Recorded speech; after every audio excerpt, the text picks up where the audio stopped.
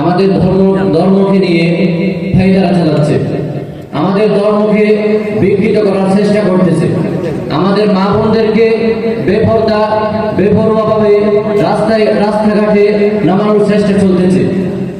আমরা সবাই অবগত আছি যে বর্তমান নারী কমিশনার বিষয়ক সংস্কারে কিছু নারীরা অন্তর্বর্তীকালীন সরকারের বরাবর একটি প্রতিবেদন তৈরি করে তাদের প্রতি পেশ করছে। ওই প্রতিবেদনে 318 পৃষ্ঠাব্যাপী একটি প্রতিবেদনে অনেক জায়গায় তারা কোরআন হাদিস বিরোধী তারা কিছু প্রতিবেদন তারা পেশ করেছে।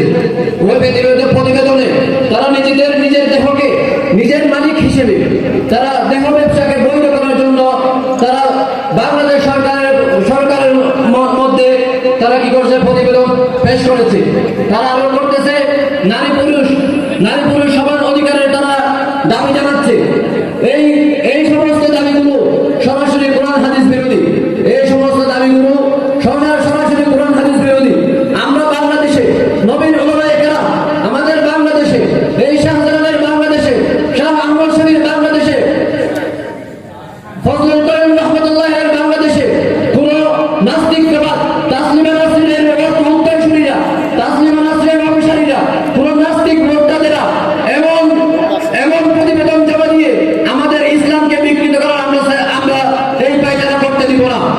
আমরা নবীর উলামায়ে কেরাম, আমরা নবীর উলামায়ে কেরাম এই পর্যন্ত আমরা এখানে উস্তাদদের সামনে উঠে এই বার্তা বলে দিতে চাচ্ছি, সামনের বাংলাদেশ উলামায়ে কেরাম যারা হবে না, সামনের রাজপথ খালি হবে না ইনশাআল্লাহ। আমাদের এই সামনের বাংলার রাজপথকে ইসলাম নিয়ে ইসলামকে সজাগ রাখিয়ে এই বাংলাদেশকে এগিয়ে নিতে চাই। আমরা এই সেমিনার থেকে, এই জাতীয় পরিষদের জাতীয় সেমিনার থেকে সম্মানিত প্রধান উপদেষ্টার প্রতি আরো অনুরোধ জানাচ্ছি, আমরা উলামায়ে কেরাম এখন যেহেতু সজাগ হয়েছে, উলামায়ে কেরামদের কঠিন থেকে কঠিন কোন প্রতিবেদন আসার আগে তাদের এই কমিশনারের এই প্রতিবেদনটা আপনি প্রত্যাহার করুন। তাদের এই প্রতিবেদন আপনি গ্রহণ করে মন করেছেন, তাদের প্রতিবেদনকে অচিরেই আপনি প্রত্যাহার করুন। এবার আমার বক্তব্য শেষ করবেন। আলহামদুলিল্লাহ রাব্বিল আলামিন। আসসালামু আলাইকুম।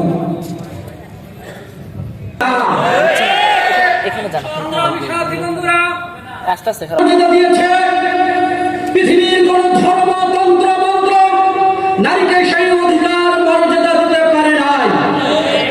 তথাকথিত নারীবাদীরা তারা যৌন কর্মীকে শ্রমিকের মর্যাদা দিতে চায়, বলেন নাউজুবিল্লাহ। সুতরাং